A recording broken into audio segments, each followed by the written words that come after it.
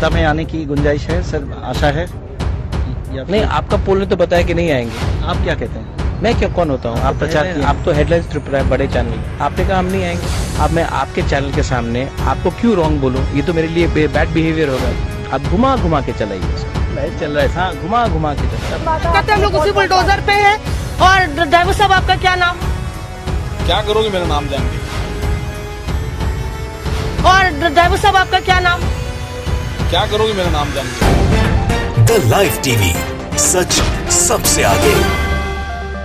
दोस्तों, गोदी मीडिया ने जिस तरह से मोदी सरकार के पक्ष में रिपोर्टिंग कर करके भाजपा की समर्थन के अंदर अपनी रिपोर्ट बना के अपनी वो छवि का हाल किया है कि अब हर जगह जहां इनके जो रिपोर्टर्स हैं वो पहुंचते हैं तो उनको इस तरह की फजीयत का सामना करना पड़ता है कि कैमरे के सामने लाइव रहते हुए अच्छे उनकी उतार के चले जाते हैं। अब इसमें नया नाम जुड़ा है त्रिपुरा के एक बड़े नेता जो पहले कांग्रेस के साथ थे, फिर उन्होंने अपनी खुद की पार्टी बनाई और त्रिपुरा के महाराज भी हैं वो प्रद्योत माणिक्या ने गोदी मीडिया की जो टीवी के ऊपर लाइव चलते हुए उतारी है उसको देखकर हर कोई गोदी मीडिया का चेहरा जो होगा वो सकते में होगा और उसको लग रहा होगा कि अब जाना आना बड़ा आसान नहीं रह गया है। जो मखमल में लपेट के जूता मारने का काम किया है उसको त्रिपुरा इन 4 वे करके ट्विटर हैंडल में उसने काट के डाला है और लिखा है प्रद्योत माणिक्या मॉक्स त्रिपुरा's गोदी मीडियाज।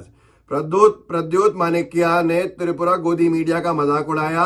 उन्होंने कहा प्रद्योत माणिक्या ने कि आप हमसे क्यों पूछ रहे हो चुनाव के परिणाम के बारे में कि क्या रिजल्ट आ सकता है? आप तो पहले से ही हमारी बहुत बुरी तरह से हार अपने सर्वेज में और पोल्स में दिखा चुके हो, तो मैं तो सत्ता में आने नहीं वाला हूं, तो मुझसे क्यों पूछ रहा हूं? जरा इस वीडियो को देखिए और अंदाजा लगाइए कितना मुश्किल हो गया था प्रद्योत माणिक्या के सामने गोदी मीडिया के बैनर को लेकर खड़ा होना उस पत्रकार का जो वहां सामने खड़ा हुआ फेस कर रहा था सारी चीजों को। देखिए इस वीडियो का क्या विश्लेषण है, क्या किस तरीके से आप देख रहे हैं? नजर अच्छा करेंगे। सत्ता में आने की गुंजाइश है सर, आशा है या नहीं, आपका पोल ने तो बताया कि नहीं आएंगे। आप क्या कहते हैं? मैं क्या कौन होता हूँ? आप प्रचार किए, आप तो हेडलाइंस त्रिपुरा बड़े चैनल, आपने कहा हम नहीं आएंगे। ये तो ओपिनियन पोल था सर, आप तो प्रचार किए हैं सब जगह। आपने भी खर्च किया होगा ओपिनियन पोल के लिए, तो आपका क्यों मैं क्यों बोलूं, आपको क्यों डिनाई करूं? सर लग रहा है आप हेडलाइंस त्रिपुरा के ऊपर थोड़े से गुस्से हैं। नहीं, मैं बहुत प्यार करता हूं प्रणब सरकार को। आपसे भी मेरी बहुत बातचीत होती रहती है। आपको भी बहुत प्यार करता हूं। तो अब क्या लग रहा है, king is a king, will be king maker और किंग मेकर, ये लाइव चल रहा है जी सर। हाँ, तो और भी अच्छा है। आपने कहा है कि हम पावर में नहीं आएंगे, तो how will I be king maker? ये तो आपका चैनल ने बता दिया है। अब मैं आपके चैनल के सामने आपको क्यों रॉन्ग बोलूं? ये तो मेरे लिए बैड बिहेवियर होगा। तो सर ओपिनियन पोल है, हम लोग का अकेला नहीं है, दूसरा संस्था भी था हम लोग के साथ। एग्जिट पोल अभी भंडारी जी थे। हाँ, तो आप लोग तो ज्यादा जानते हैं, वो तो बहुत फेमस है, तो शायद हम नहीं आएंगे पावर में। आप घुमा घुमा के चलाइए इसको, लाइव चल रहा है। हाँ, घुमा घुमा के चलाइए। आपकी बात से लग रहा है कि आप हेडलाइंस त्रिपुरा के दोस्तों देखा, थोड़ा सा आपने देखा होगा कि लिपसिंग आगे पीछे हो गया है इस वीडियो को जिसने भी डाला है, लेकिन वीडियो लाइव चला और लाइव के अंदर प्रद्योत माणिक्या ने अच्छे से गोदी मीडिया की को धो डाला। वहां पर प्रद्योत माणिक्या कोई मामूली व्यक्ति नहीं है, त्रिपुरा के महाराज हैं और त्रिपुरा में इनका अपने आप में एक बड़ा नाम है और महाराजा त्रिपुरा इनको कहते हैं। कांग्रेस के बड़े नेता रहे हैं और अब अपनी पार्टी के साथ ये चुनावी मैदान के अंदर है। गोदी मीडिया में प्रदीप भंडारी बहुत मशहूर है, वही पत्रकार जो अर्नब गोस्वामी के साथ पहले काम करते थे, घूम के नाच की पत्रकारिता करते थे। अब ये दूसरे चैनल में चले गए हैं, लेकिन ये एक पोल करते हैं, ओपिनियन पोल करते हैं, जो एग्जिट पोल्स होता है उसको भी करते हैं, इनकी कंपनी है पूरी। उसने प्रद्योत माणिक्या को पूरी तरह से साफ कर दिया था त्रिपुरा में। अब उन्हीं के पत्रकार जो थे वो पहुंच गए वहां पर, रिपोर्टर प्रद्योत माणिक्या से सवाल पूछने के क्या परिणाम आएगा आप बताइए। उन्होंने कहा मुझसे क्यों पूछ रहा आप, मुझे तो आप लोग वैसे भी हरा चुके हो अपने ओपिनियन पोल के अंदर। इतना अच्छा आपने ओपिनियन पोल किया है, घुमा के तमाम चीजें जो आपने देखा, अच्छे से फजीयत का सामना करना पड़ा। असल में आजकल जितने भी ये पोल्स हो रहे हैं तो झूठे साबित हो जाते हैं। या फिर इनकी हवा निकल जाती है, ये बेनकाब हो जाते हैं कि मोदी सरकार को बचाने के लिए, कहीं राज्यों के अंदर बीजेपी सरकार को बचाने के लिए इस तरह के पोल्स के परिणाम लाए जाते हैं जिससे कि जनता के मन पे असर पड़े और उसको लगे कि बीजेपी बड़ा अच्छा काम करेगा। लेकिन ये भी उल्टे पड़ रहा है। सुरेश चौहान के जैसे नफरतबाज एंकर ने जब अपना पोल कराया कि सबसे बेहतर प्रधानमंत्री कौन साबित होगा, मोदी जी, राहुल गांधी जी, और 2 ऑप्शन दिए, उसमें राहुल गांधी जी को सर्वाधिक वोट्स मिल गए। अच्छे से फजीयत हो गई। किसकी फजीयत हुई? सुरेश चौहान की फजीयत हुई।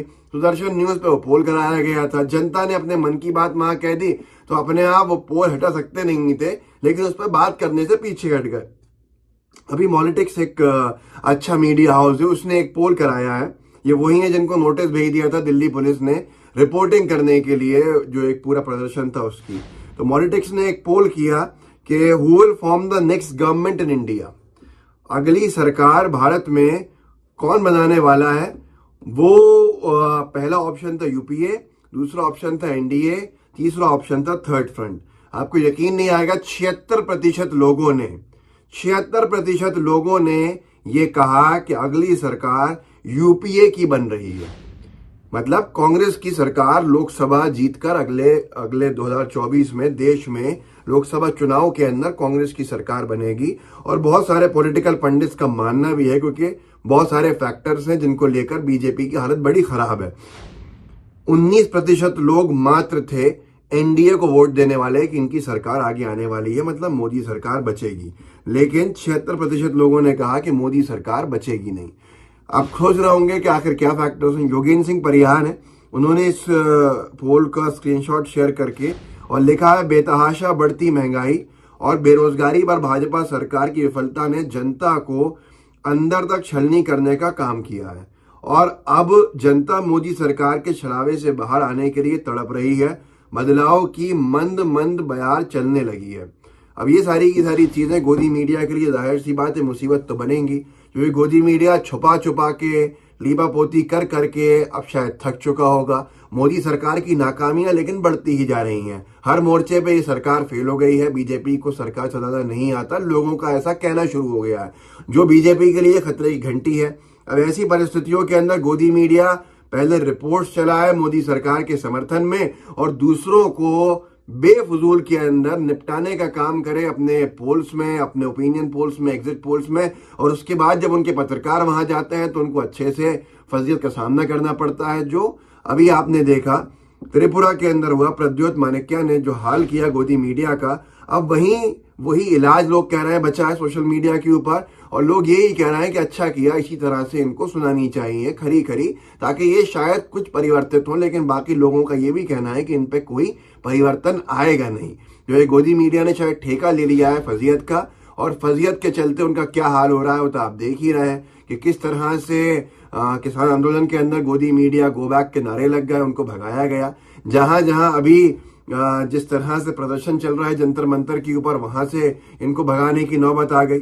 और मुझे याद आता, मैं आपको एक वीडियो साझा करूंगा, रावल कल्पेश ने डाला था, बहुत से लोगों ने डाला था, जब कार्यवाही हो रही थी कंगना रनावत के घर के ऊपर बंबई में, तब एक पत्रकार महोदया जेसीबी के ऊपर ही चढ़ गई थी साइड में और वहां से इंटरव्यू करने लगी थी। तो ड्राइवर ने ही उनको वहां फजीयत कर दी थी। उनकी वीडियो आपको दिखा देता हूं। इन्होंने लिखा था, रावल ने इतनी बेइज्जती तो किसी की नहीं हुई होगी जितनी इन रिपोर्टर की हुई। आखिर ये लोग हर वक्त अपनी बेइज्जती करवाना क्यों चाहते हैं। सलाम है इस ड्राइवर को जो गोदी मीडिया के पत्रकार को सही तरह से जवाब दे रहा है। देखिए इस वीडियो को और समझिए क्या हालत कर ली है कुछ लोगों ने अपनी। आप आज तक में देख सकते हैं मौसमी सिंह हमारे संवाददाता। हम लोग उसी बुलडोजर पे हैं। और ड्राइवर साहब आपका क्या नाम है? क्या करोगे मेरा नाम जान के? तो ये हाल हुआ है दोस्तों गोदी मीडिया का, और अब बहुत दिन दूर नहीं है कि गोदी मीडिया का भी हाल बीजेपी के नेताओं के जैसा जगह जगह हो जाएगा। मैं निवेदन कर रहा हूं उनसे कि प्लीज पत्रकारिता को निष्पक्षता के साथ कीजिए, जिसलिए आपको जनता देखना चाहती है और जनता को बहुत उम्मीदें हैं आपसे। आप लोकतंत्र के चौथे स्तंभ हैं।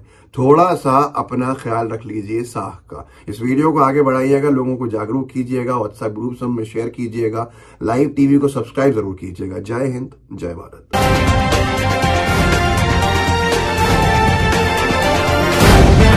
द लाइव टीवी, सच सबसे आगे।